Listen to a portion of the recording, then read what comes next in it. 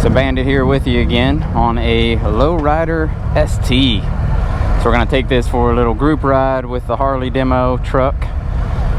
So this is actually a lead ride, unlike the Indians that you'll see in previous videos that I test rode. So overall controls, so horn on the left, you got your high beams, low beams, left turn signal. Here's to set cruise control.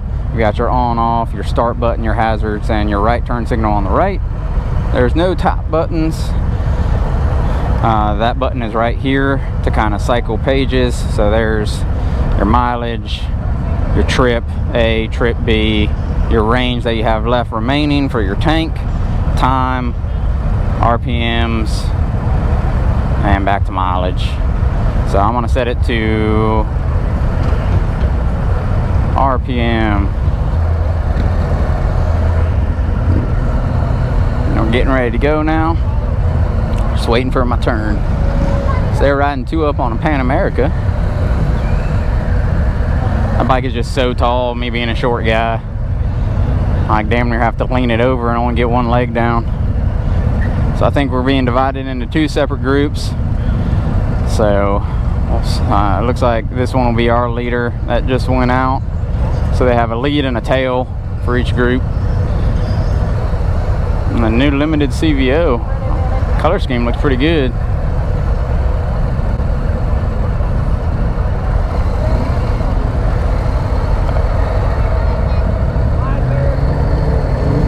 All right.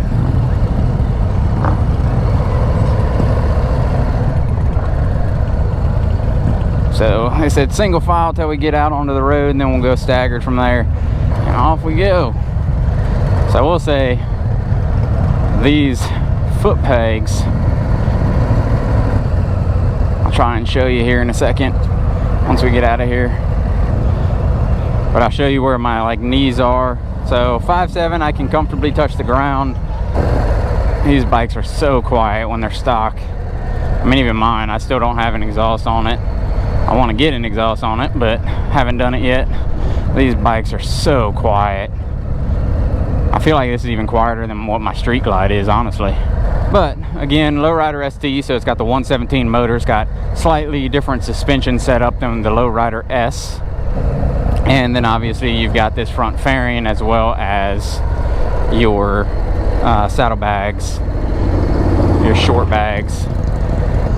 Yeah, so here I am sitting at a stop. My knees are bent, my feet are completely planted on the ground. So seat height for a 5.7 is not bad at all. Comfortable, pretty lightweight.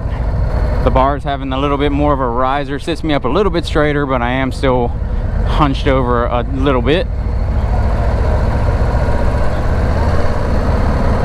And on the road we go.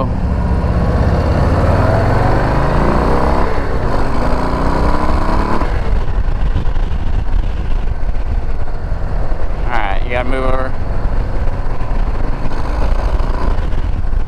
Shut this so y'all don't have that wind.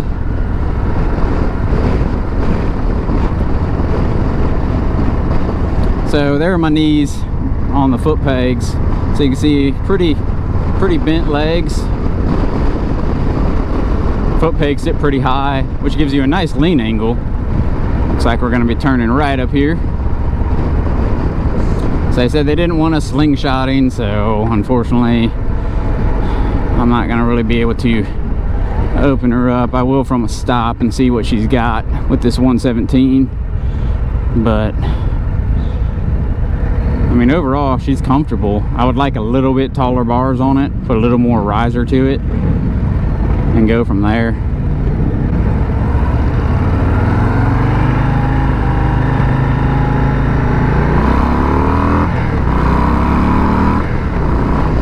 I mean, she will move, I will give her that.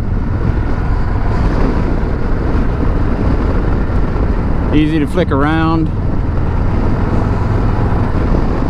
So 6 gears. We'll see where this route takes us, or where they take us.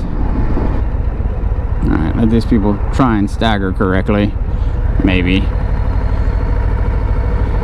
So other bikes that we got with us, we've got a, I believe it's a Road Glide CVO up front. We've got a limited CVO, which is the orange bike. We've got a Road Glide ST. And then right here we've got two Lowrider STs in this group.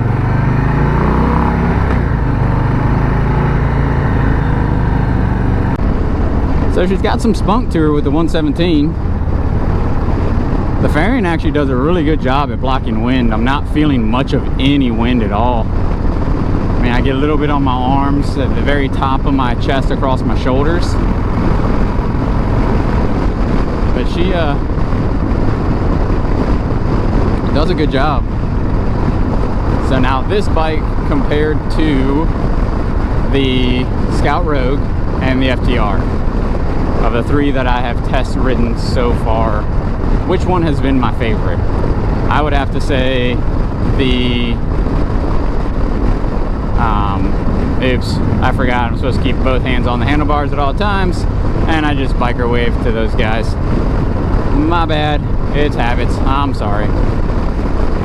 Don't hurt me, or don't kill me for it. I'm right in the tail, so obviously that guy saw it. But anyways, the FTR, man, that bike was just so much fun. So much power, so lightweight. I mean, it was just a blast to ride. I mean, and you'll see in the video, it got a little sideways there in second gear in standard mode with traction control on. So she has got power.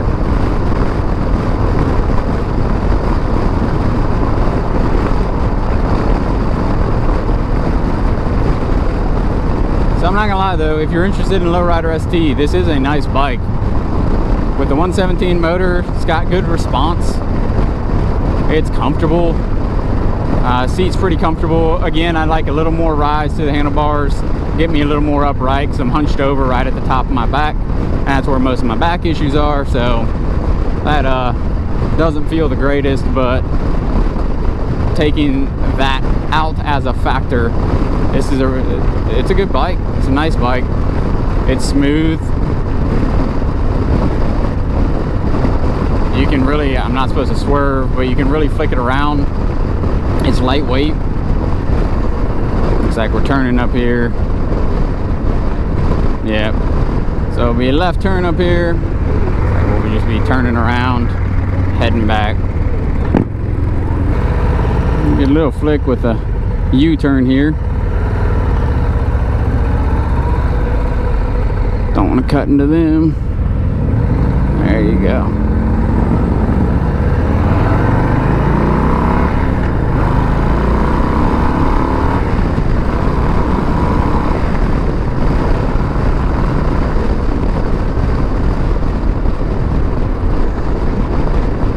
So yeah, she's got some power. On a lighter weight bike with the 117, it'll move. So has this ride changed my mind on this bike on whether or not I would buy it?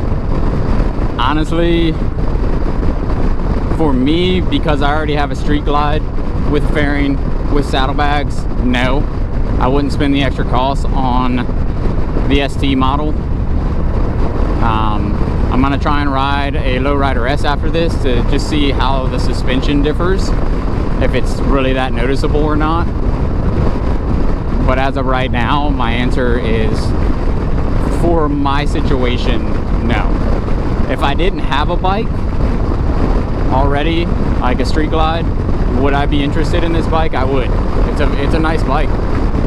But now we're just heading back to the Harley truck. So let me know what you guys think down in the comment section down below. I'll do a walk around when we get back of the ST, of both this gray one that I'm on, the gunship gray, and the black one that's in front of me, so y'all can see the difference in the colors. But I'm gonna cut this video until we get back. Alright, so back parked. So here you go, here it is in gunship gray. And then next to it, you have their standard black. Both bikes look really good, but I'm gonna go ahead, cut that video. So there you go, both gunship gray and the black edition. Alright, so here we are on the standard Lowrider S. So controls are the exact same as what they were on the ST. Still have your selector here on the left to go through the different modes on the display. So different display than what the ST had. You have your high beams, low beams, left turn signal. Right hand side you have your hazards, your start stop, your engine start switch, and your right turn signal. Mirror still mounted to the top of the brake and clutch levers. And I can already feel a ton more wind without that front fairing. So that front fairing did do a good job on the ST on keeping you from having so much wind.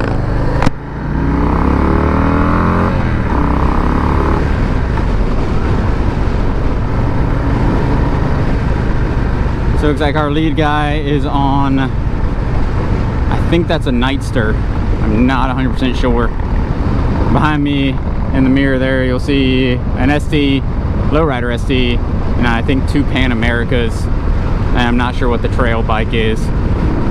But on this ride, I'm the first one behind lead. But once we get out to where we can open her up a little bit, I will go over my impressions of this one compared to the ST. I gotta remember to keep my hands on the handlebars at all times so they don't get mad at me.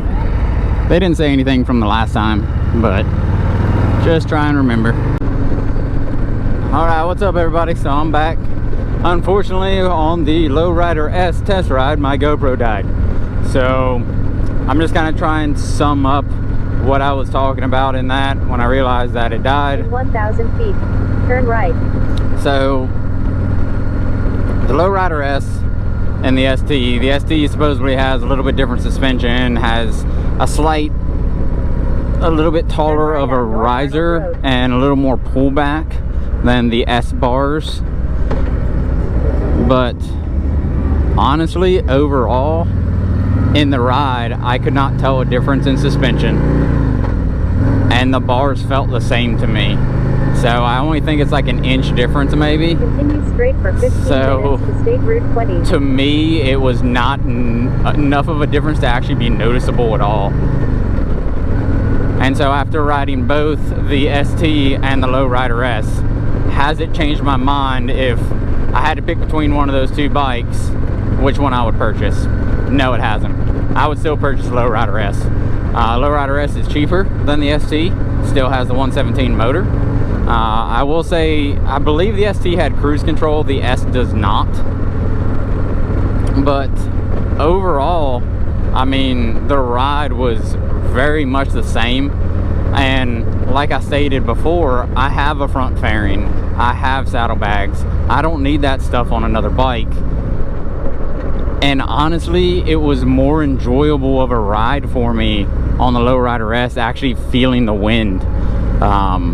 Where the ST, that fairing, if you don't have a street glide and that's what you're looking for, something like the Lowrider ST that has a fairing to cut the wind, it does do a really good job at cutting that wind and keeping it off of you. But when it comes to me, because I already have a street glide, I like to have that bar hopper style where I have the wind, I have all that.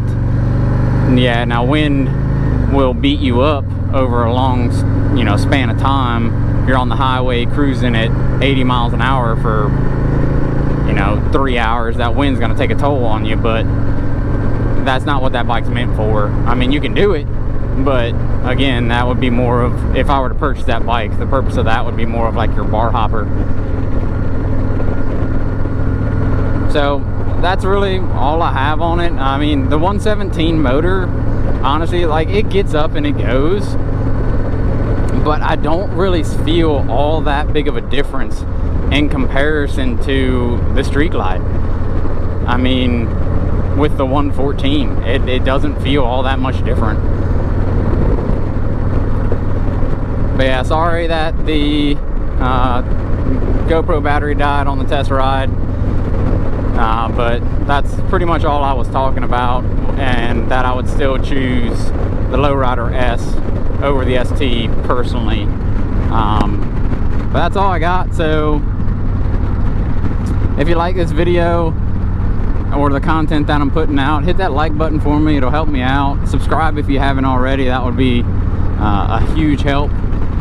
And as always, stay safe out there. Keep the rubber side down. And I'll see you on the road. Bandit out.